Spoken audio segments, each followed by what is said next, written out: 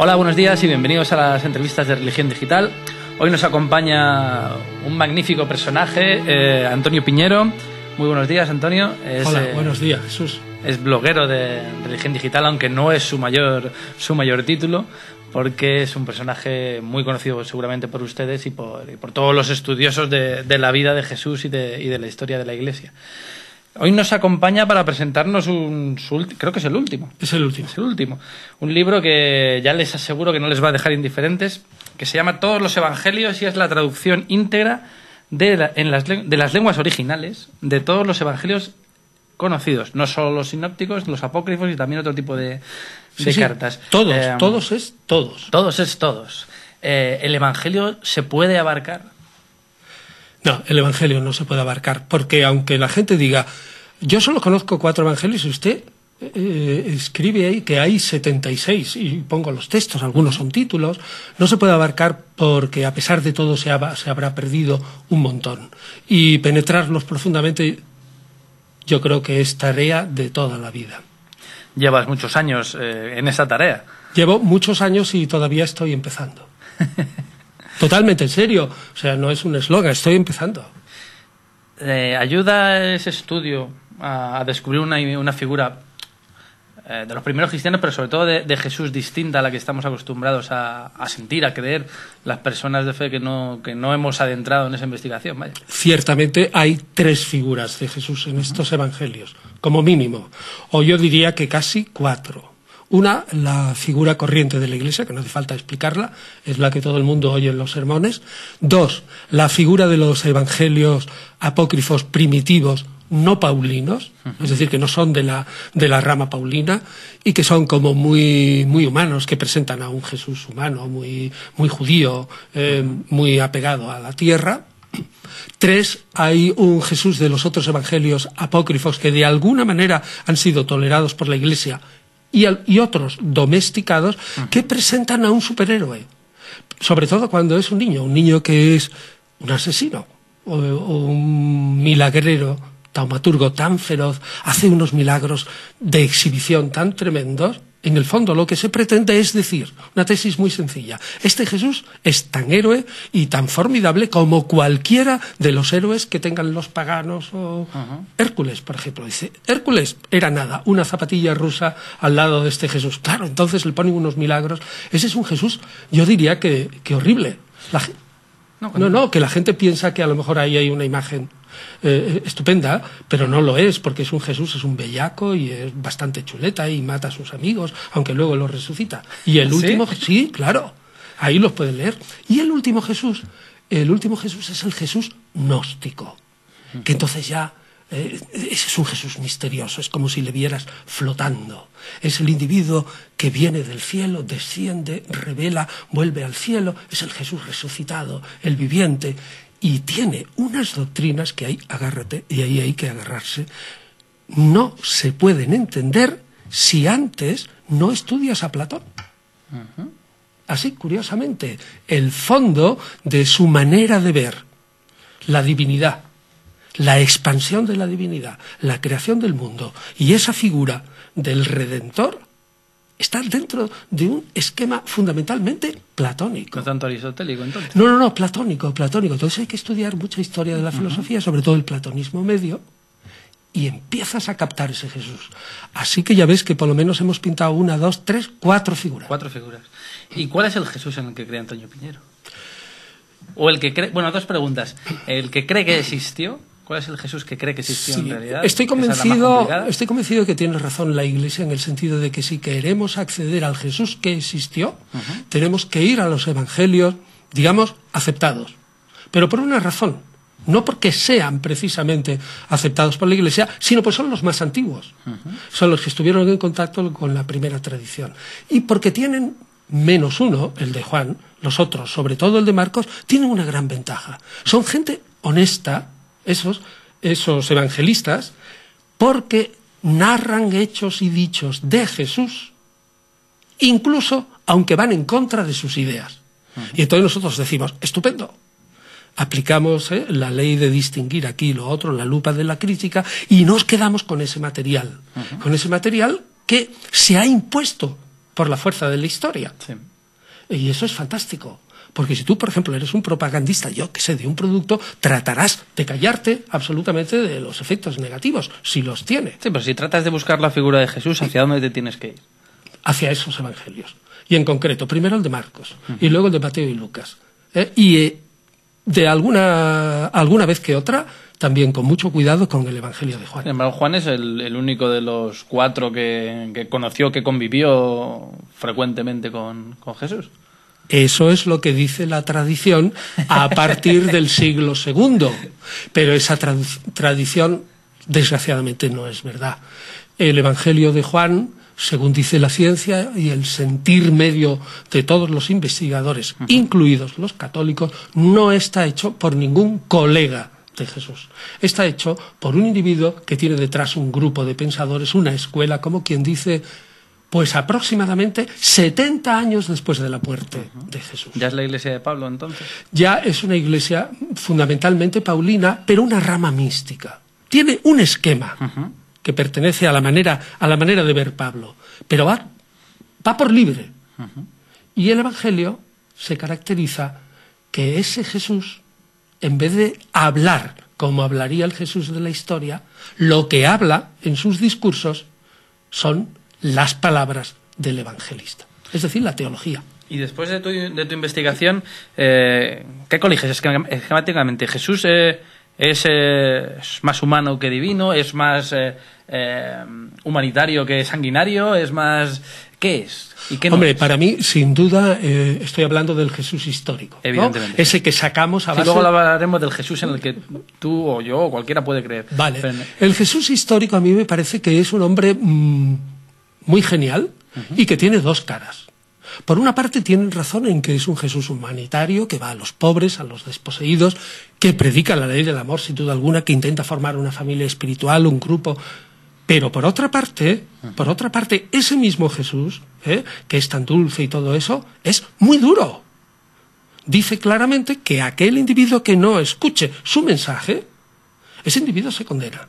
Es decir, que tiene una faceta de mejor que Juan Bautista, de insistir mucho en ese Dios que da la gracia, que da el perdón, que llama al reino, pero por otra parte, como no le hagas caso, te condena a las tinieblas, es decir, te condena al infierno, especialmente, y allí será el llanto eterno, el crujir de dientes y todo. O sea que tiene una faceta muy prominente de Jesús, digamos, muy humano y atractivo, pero tiene una faceta de un Jesús durísimo que mucha gente la deja fuera.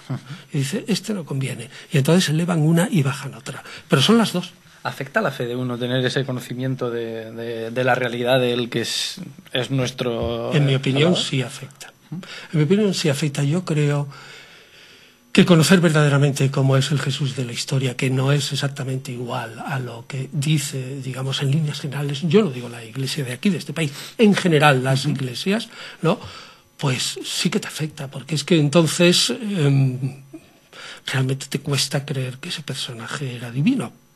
Y naturalmente, para creer en él de la manera como entendemos la palabra creer, hace falta que ese personaje de algún modo esté conectado, ¿no?, con lo divino.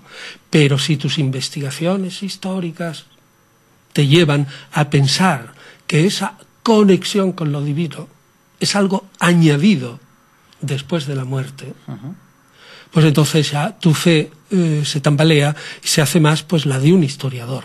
Por ejemplo, ¿cómo crees tú? ¿Tú cómo crees en Julio César? O en Augusto, o en Tiberio. Bueno, pues no empleas la palabra creer, ¿no? No hay un componente de fe estricto religioso, sino de otro tipo. Entonces, de admiración, no hay un... Exacto. Y entonces empiezas a ver a Jesús con ojos de historiador y lo ves más como un hombre. ¿La muerte y la resurrección son hechos históricos? La muerte, sin duda. La resurrección, yo siempre he dicho, yo como historiador, es que ni me atrevo ni a negarla ni a afirmarla, por una razón. La historia solo trata de hechos repetibles y de alguna manera comprobables. Una resurrección no es repetible cuanto tú quieras y tampoco es comprobable, ¿no? En el sentido de que, ya me dirás tú, ¿cómo puedes comprobar una resurrección? De hecho, los evangelios no la narran, lo cual es muy inteligente. No narran la resurrección, pero sí narran narran la resurrección. Pero sí narran ya cuando Jesús está otra vez en el... Claro, lo que narran son las apariciones. Ajá. Narran la tumba vacía, cómo un ángel o dos se presenta a las mujeres y la reacción de las mujeres. Pero la resurrección como tal, a mí me parece genial no narrarla, porque entonces tú te la imaginas. Es una buena novela de misterio. Es una buena novela, sí señor. El no narrar. Yo siempre he contado, tú que eres novelista, tú sabes cómo Homero narra, entre comillas, la belleza de Helena, es decir, aquella por la que se pugnó, se luchó durante 10 años y murió tanta gente, la guerra de Troya. ¿Sabes cómo lo narra? No. Pues mira, dos viejos se ponen en el adarve de la muralla, el camino ese que hay en una muralla grande, miran hacia abajo, ven que estaba allí Helena paseándose, sola, se ponen a mirarla y le dice el uno al otro: por esta mujer merece la pena haber hecho la guerra de Troya. Se acabó la descripción. Es fantástico. Porque el lector te abre la puerta, piensa, vaya una mujer, y entonces se la imagina pues con todos los predicamentos. La resurrección es lo mismo. Vivimos en una iglesia, para ir acabando, donde hay poco margen para esa imaginación, donde está todo demasiado constreñido y hay que creer en un tipo determinado, no solo de Jesús, sino de todo lo que trae tras de sí su mensaje. Sí, no, efectivamente para la persona corriente está totalmente constreñida. Ten en cuenta que ya desde el principio de la Iglesia, en las epístolas que llaman pastorales, es decir, de los sucesores de Pablo y que se dedican como pastores, ya se dice claramente que hay que guardar un depósito de ideas, de fe. Se han transformado las ideas sobre Jesús ya en el año 80-90 en dogmas. Entonces, para la gente sencilla, eso está todo como muy delimitado y fijo. Lo único que pasa es que los teólogos sí que tienen un campo, y a veces se extiende mucho, pero al fin y al cabo el teólogo está dentro, digamos, yo no quiero ofender, pero ¿cómo diría yo? Como una jaula, quizás, una jaula dorada, o si la imagen es ofensiva, otra cosa, está dentro de una habitación con cristales. Por mucho que se mueva, no puede salir de esa habitación. Estamos volviendo a Platón casi, ¿eh? Sí, poco, está dentro de la cueva y ve, sí. Así, ¿no? Entonces yo diría que una iglesia bien constituida, con un control de la teología y de las ideas, con unas ideas que, como digo, se han transformado en dogmas, no tiene espacio en ese sentido, ¿no? Y es lógico, una institución que no sea así, ¿cómo puede durar? Tanto tiempo. Incluso, fíjate, un partido político, en eso se transforma en una religión. Si disientes, a la calle, fuera, tanto en el PSOE como en el PP, como en cualquiera. Y se hace una fracción. Eso es lo que ha pasado en el cristianismo. ¿Hay algún evangelio, alguna traducción, algún párrafo que te haya marcado especialmente, o que te haya sorprendido, o que te haya dicho esto no puede ser histórico y sin embargo?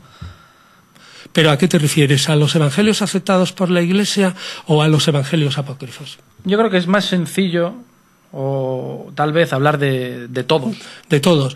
Bueno, pues yo diría, desde el punto de vista literario, a mí uno de los párrafos más maravillosos y que más me gustan es del proto-evangelio de Santiago.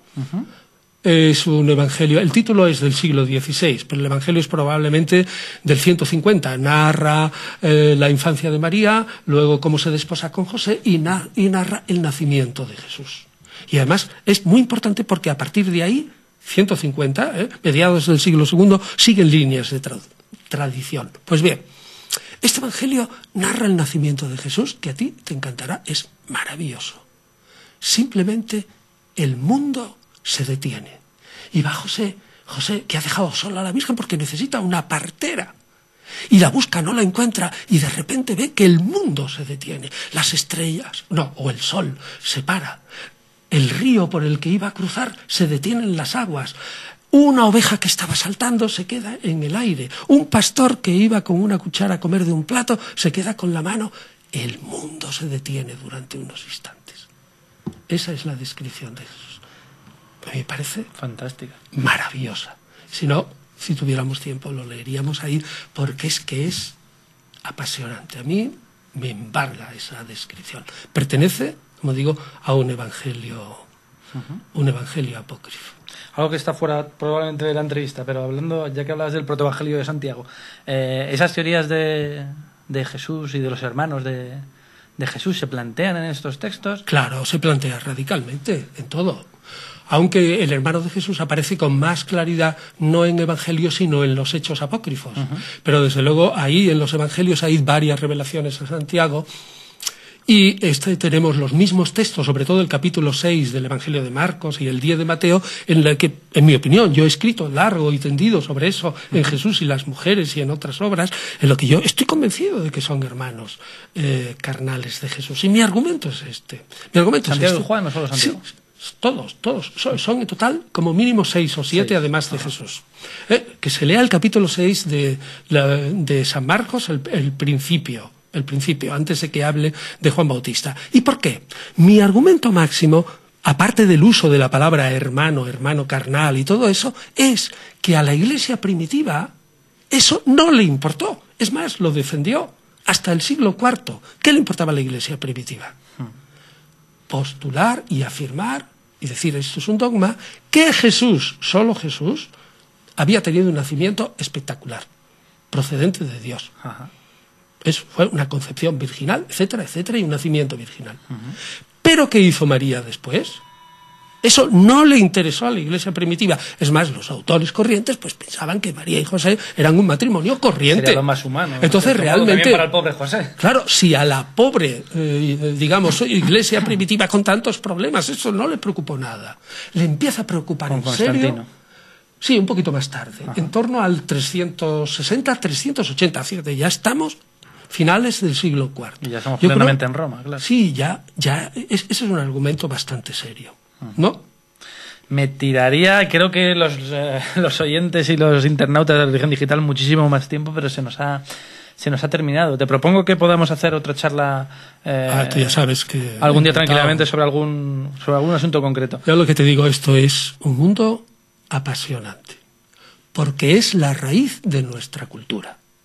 Y no todo es como parece, o casi nada es como parece. Ahí está, hay digamos, un punto detectivesco en meterse en los orígenes de los evangelios y de novelesco, si quieres, porque el novelista es un detective. En cierto modo, no es un historiador. Pero y entonces investiga por ahí. Yo creo que es un mundo apasionante. Vamos, y yo le digo de todos los evangelios que ahora se puede tener cómodamente.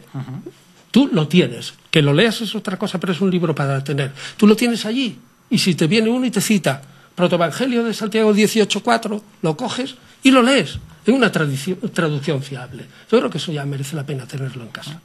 Nosotros pensamos que también, y por eso les recomendamos que compren todos los evangelios, la edición de Antonio Piñero, editado por EDAF. ¿Cuánto cuesta?